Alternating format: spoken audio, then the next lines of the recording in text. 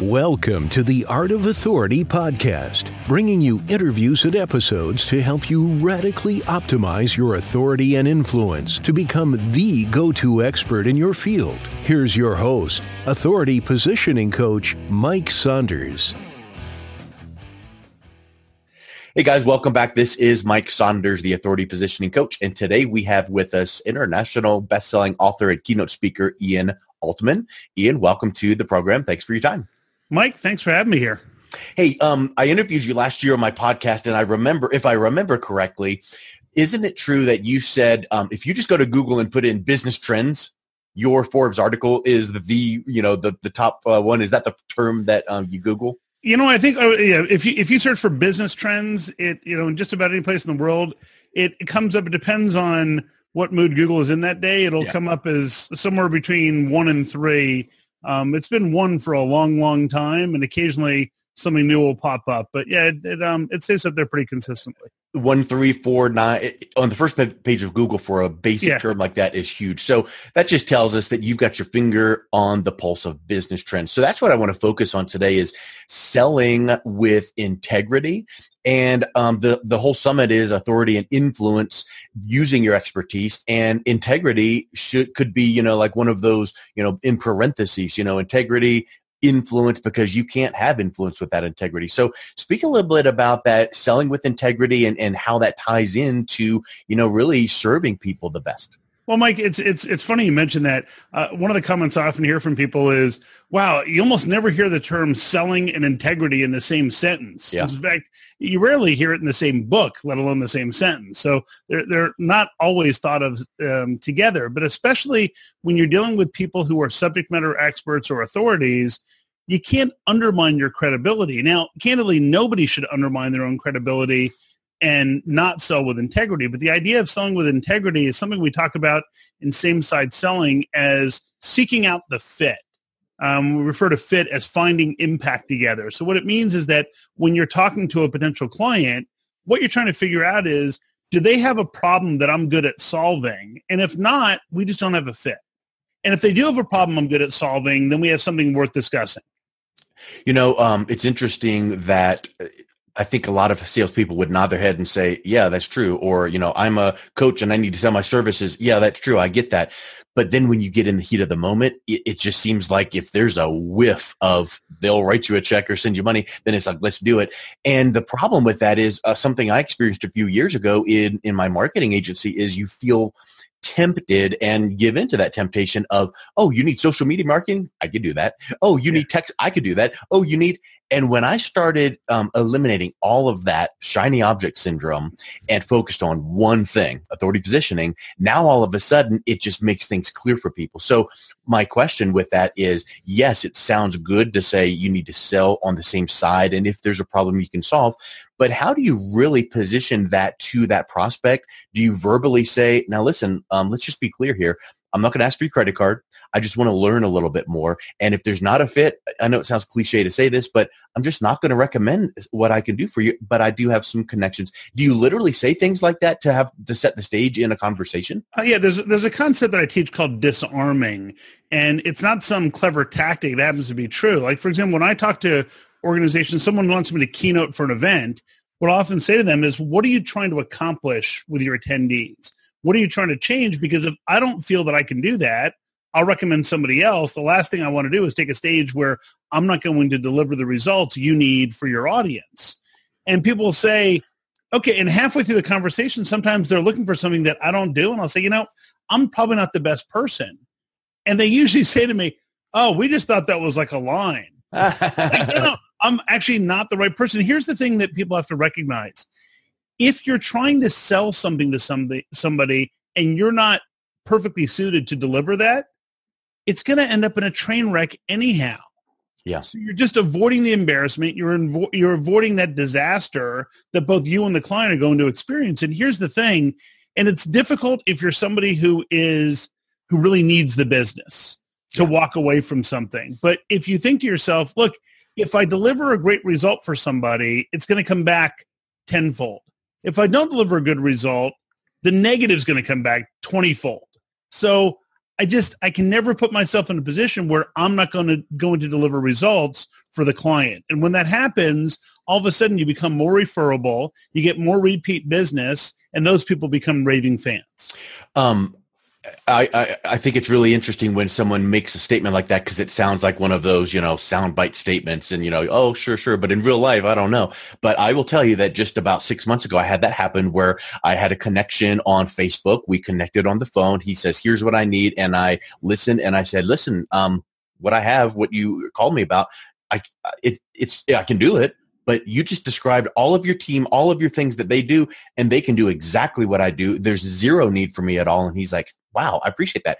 About 3 days later, I get another message, Mike, meet Matt, meet Mike. And this guy had made a connection and a referral to me, and that turned into business. And there was no, deal. If I turn this down, you must. It just wasn't a fit. And so that definitely happens. And I'm sure people watching and listening to this can say, I've got an example too. So I love when people can kind of own that and then see it actually happen in real life. But do you think that's something, what you said, if you take on a client, you really shouldn't, and then something goes a little sideways, it just feels so bad. And do you feel that someone has to go through that at least once to have that settle down on their system, and then the next time they go, all right, I'm not doing that anymore? Well, I hope they don't have to. Well, right. I think if your client can see that you are always looking out for their best interest, then quickly what happens is your trust level goes through the roof. Yeah. And then they contact you for everything. I'll give you an example of something that people will probably scratch their head and say, why would you ever do that? I had a client who I had done a keynote for in the last year. And they called me up and said, oh, we have this other event. We'd love for you to come speak there. And I said, well, so what's the difference in the audience? Oh, same audience. I said, okay, what are we trying to accomplish? Well, just, same kind of stuff. We just want them to hear it again. And I said, okay, would you be open to hearing from somebody else? And then the next time you have an event, I'm happy to come in, but I think your audience may actually be better served by hearing from multiple people rather than just from hearing from me. And there's somebody else I know who's a phenomenal speaker, similar philosophy, but some different tactics that I think they would probably respond well to. Well, the funny part is that someone listening right now is going to say, oh, but you walked away from that business. And so the client ended up engaging this other person. They did an amazing job. And then after the event, the client called them and said, wow, that was amazing. So can we lay out a plan together over the next few years on what we should do together? Because what they realize is, hey, look, he's not interested in just what goes into his wallet. He's looking at results for us. Yeah, 30,000 foot level. Yeah, and so few resources and vendors actually are looking out for the client's best interest that when you do it, the client is just trying to figure out what other excuses do we have for doing business with this person, because they actually are putting our needs ahead of their own. How long ago was that, by the way? So this was I did a keynote for them probably in the first half of last year, and then I referred them to this other person in December. And then in January, they contacted me and said, what are we going to do over the next few years? And candidly, we've laid out a whole plan, and it involves me, this other person. And then as we've been talking to them, they said, oh, what about this other topic? Can you guys address that? We could, but here's a third person who'd be great for that. Now, the funny part is that client used to just canvass the market to see who was going to come speak for their events. And now they make one phone call, which is to me, and say, who should we have speak at our event? Well, the reason I asked the question about timing, and you've kind of touched on it a little bit, has this other person you referred, the other speaker you referred to, have you had any conversation with them to kind of do a little back talk and say, listen, this has now turned into something where we all are going to benefit moving forward. And now potentially that speaker can do the same thing too, if it comes up for them. And it could come back with, they do a deal and then they refer to you, and then you do a deal and you refer to them. And it could be something where it becomes this team approach. Well, you know what? You need to partner with people where you already have a meeting in the mind. So this other guy, I don't know if you know Phil Jones, but Phil and I are good friends. Phil wrote a book called Exactly What to Say. And, I would say get exactly what to say even before you get same-side selling. So exactly what to say, you can read in about a half hour. It's got 20 to 25 different little phrases that pivot conversations with clients. He's also a high integrity based guy.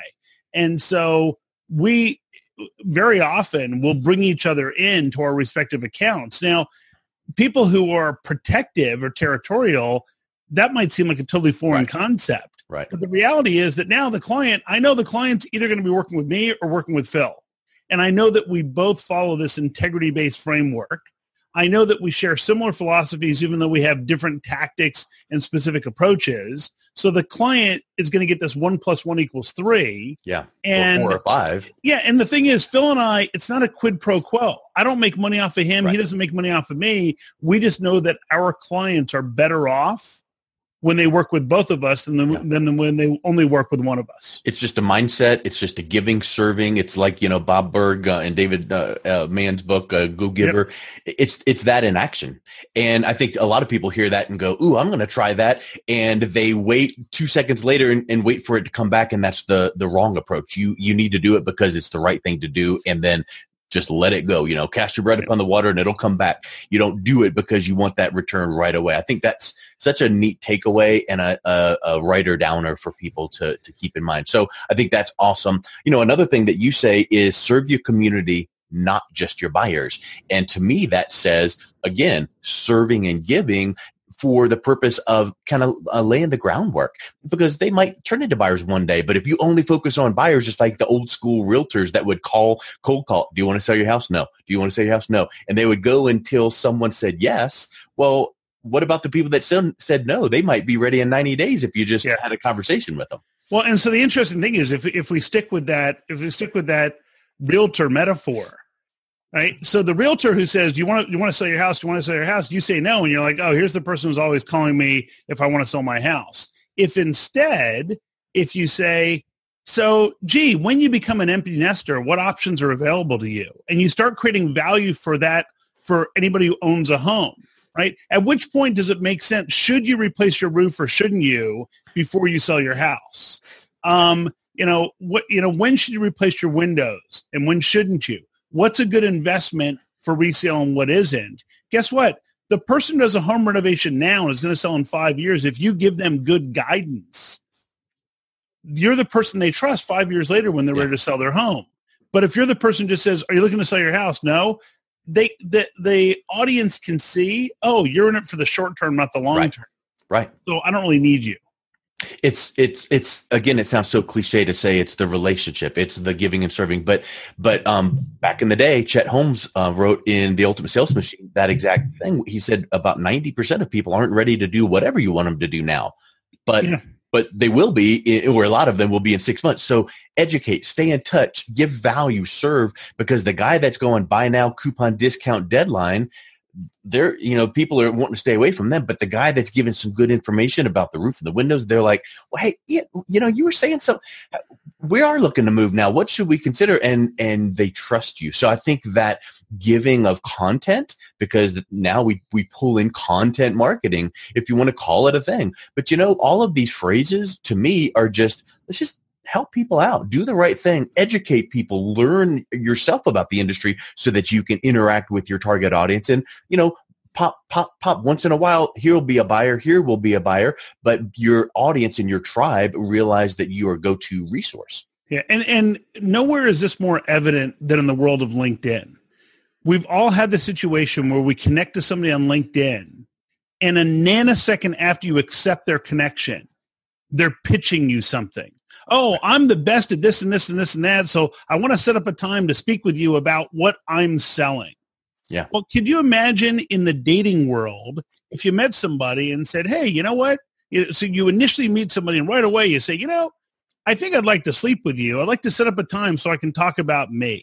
About babies, about kids. What baby names do you like? What? Exactly. What was your last name again? Exactly. It's crazy. But instead, if the people on LinkedIn who say, look, here are the type of people that I help, I'd love to understand the type of people you help so that maybe I can connect you to someone in my network who needs what you do and vice versa.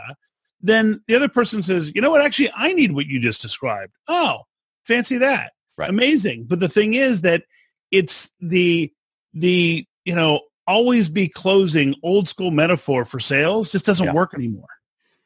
But people still, but people still think it does. But guess what? That works to people that, like us, let's say, that use that good technique. It works to our advantage because our competition still hangs on to that old way, and our prospects see us as different. Exactly. So good. Let the masses still do that, because if we choose, or our listeners or watchers here to this interview choose, I'm going to say to you watching, do these things, because it will set you apart right now. And your competition that's calling your same prospect, they feel that. They might not even consciously say, Ian did this, but Fred did that. I'm choosing Ian. They just feel something different. Like, man, alive, that guy was annoying, but man, Ian. So I think that it's kind of like people that don't return phone calls. All right, bad on them, but good on you when you do, because it just sets you apart.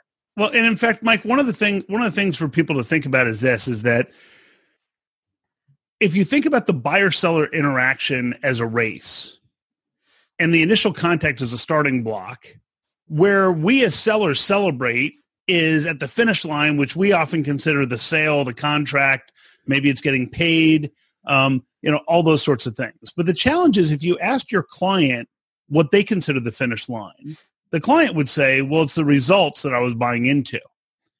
And what happens is, what most people don't do is they don't ask the client, well, what would make this successful? What can we measure to know that we're successful? And merely by doing that, you will find that your clients are willing to spend more with you than with somebody else, because you're focused on the same thing they are, which is the results rather than the contract. It kind of goes back to what you said a minute ago about focusing on the problem that you solve. And if you don't, like, how many times do we watch Shark Tank and one of the sharks goes, what's the problem here? What are we solving? Because otherwise, it's just going to fall on, deaf ears. So when you do have that specific solution to that specific problem, and you can approach it with this giving and serving and learning and providing value, I think that becomes the perfect storm, right? And then the integrity and the honesty and the authenticity shines through, and kind of tying it all in together. I wrote down this too: subject matters experts open doors. In your 2018 trends, subject matter experts open doors. So when you have all of that stuff we just mentioned put into place, and then now you add in this layer of being that subject matter expert, that does open up a door for all of that other stuff to happen. Absolutely. See, if you think about it, in the world of, quote, selling, there are three personas. So there's an order taker, there's a salesperson, and there's a subject matter expert. The order taker is the person who you say, I need 3 of these, 2 of those. How much is it, and when are you going to deliver it? Yeah. The salesperson believes their job is to sell whatever they have to sell, whether the client needs it or not. And the subject matter expert is the person the client would actually be willing to spend money to meet with if that's what it took. So the order taker, where they haven't already been replaced by Amazon, they will be. So now we have a choice between the salesperson and the subject matter expert. And it doesn't matter which one you think you are. What you have to ask yourself is, when you're the customer, who do you want to deal with? The salesperson or the subject matter expert?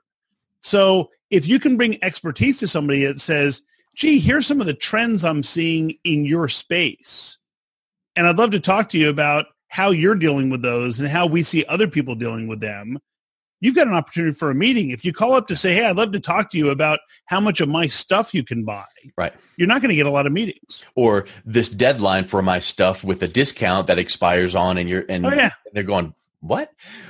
So here's a question.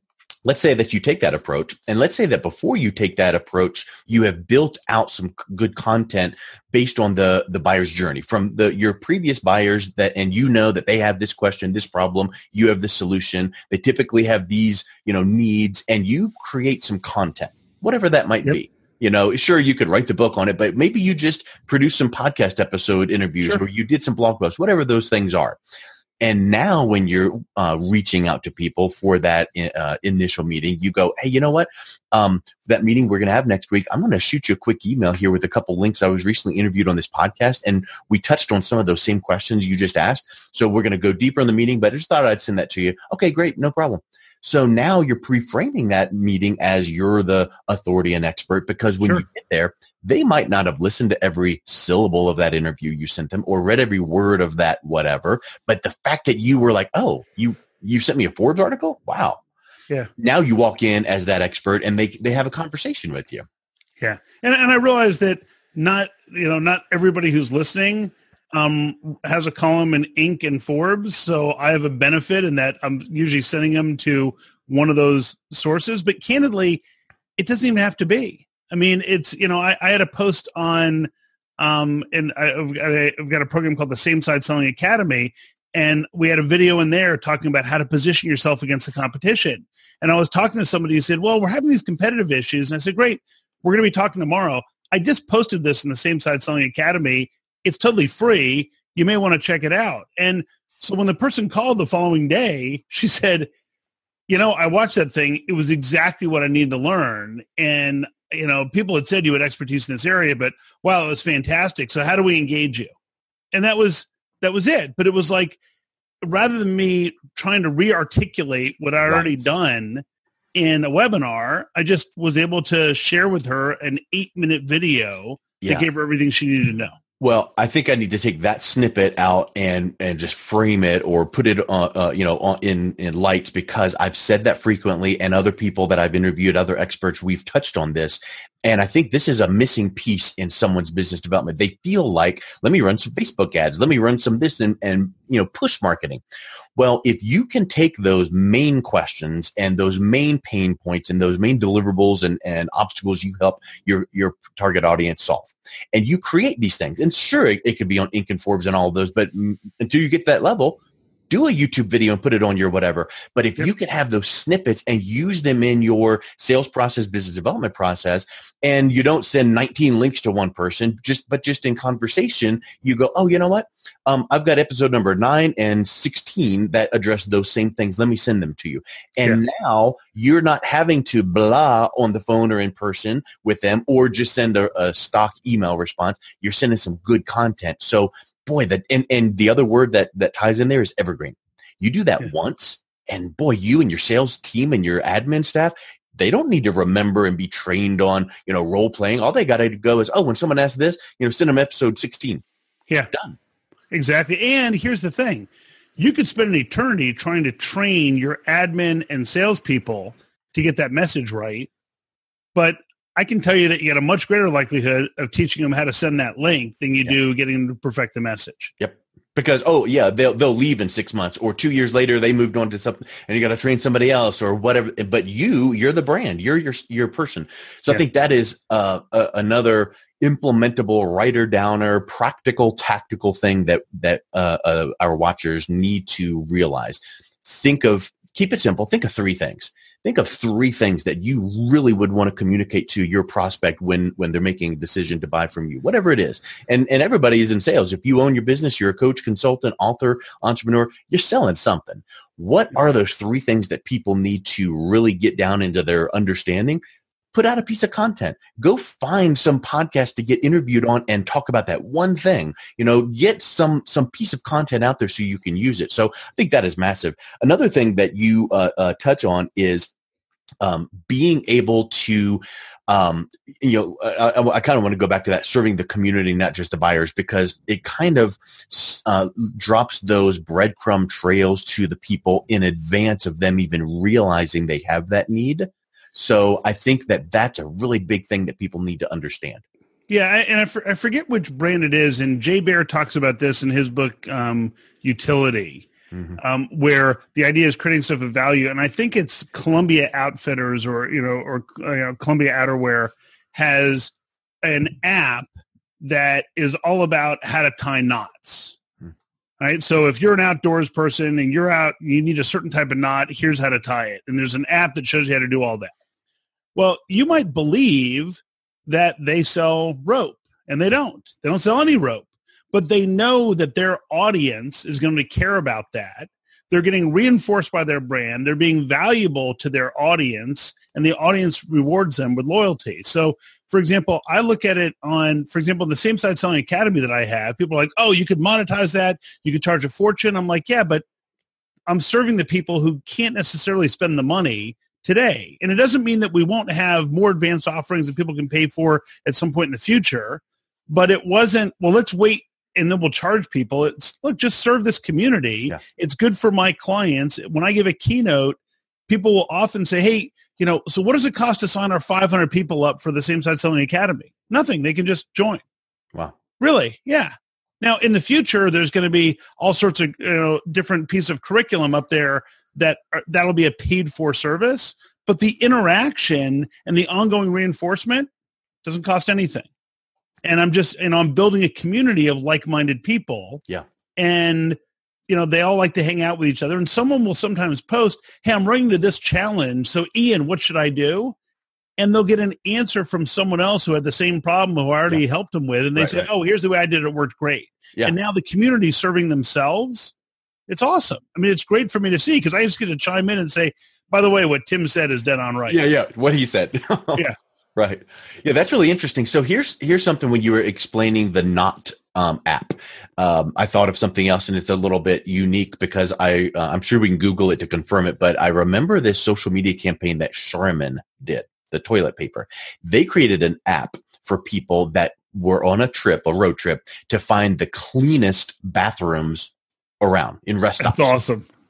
Because that's a concern. Right. So if you've got that app, now that's something worthy of like Seth Godin says, worthy being remarked about. So that's remarkable. Yeah. But it's selling toilet paper, right? But it's interesting and it's funny. And hey, I'm in South Dakota. Where's a clean bathroom? Oh, right there. Good. So what can we do? You do as a business owner, entrepreneur. What do your clients and prospects and target audience need in a practical sense that would be similar to what you do, so that maybe you don't need to go build an app, but what would be something that they can go, ooh, that's practical. And then they really appreciate your brand and you for bringing that to them. And who knows what door that could open up.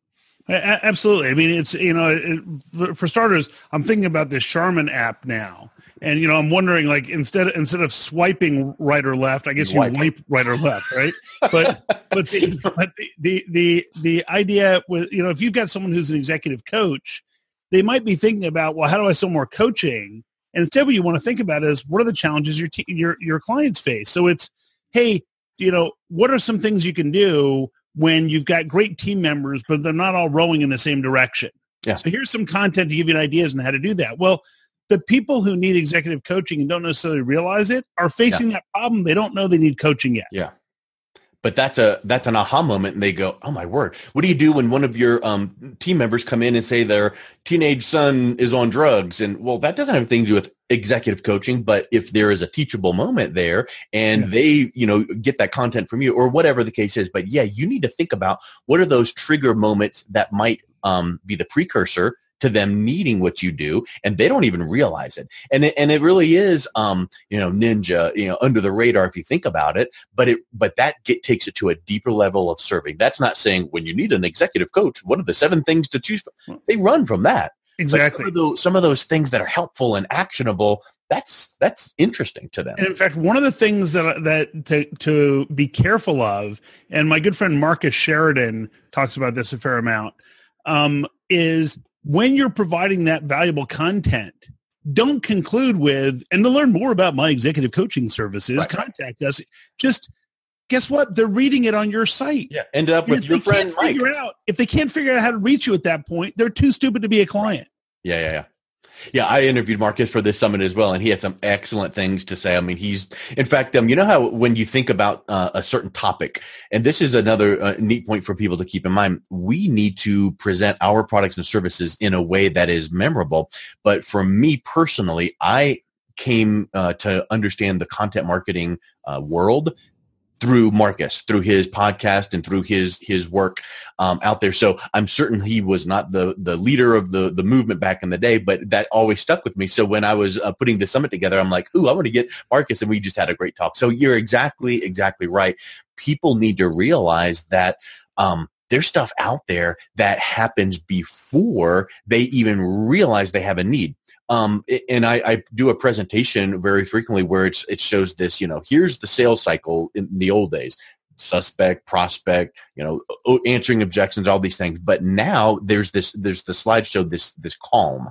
And then they show a trigger event. And then people start searching for, what's going on. And the way I explain it is, hey, you go for a run every other day and you're fine. And then one day you come home and your shin hurts. And so you Google around, man, my shin hurts all of a sudden. Well, you're not Googling for best running shoes, but what if a running company had put an article out or a podcast out that says, hey, when you run and your shin starts hurting all of a sudden, here's, this interview on, and here's our sale. The point is, you didn't Google buy shoes. You Googled my shins hurt after a run, but that could lead you to be thinking toward that. What is it in your business that people can be, thinking of before, I need to make a buying decision? What are some of those precursors? I think that's a big piece of research. Yeah, and if you think about this, if the article you got to or the content you got to said, if your shins hurt, you should buy our shoes, then you're going to be like, oh, that was just clickbait. Right. An advertorial. That was ridiculous. But instead, if they said, well, so here are 3 of the causes of why your shins could be hurting. It could be this, it could be this, it could be your shoes. Yeah. So for people that have this problem where it ends up being the shoes, most of the people find that our shoes solve that problem, but not everybody. Yeah. And so here's some alternatives. So here's some different alternatives. And by the way, if you try our shoes and your shins still hurt, send them back to us on where we found the money. Right. If you do that, they'd probably convert 80% of the people that hit the page. Yeah. Because you're teaching, you're not pushing, you're showing your competition, you're giving a guarantee, you're removing risk. Yeah. Yeah.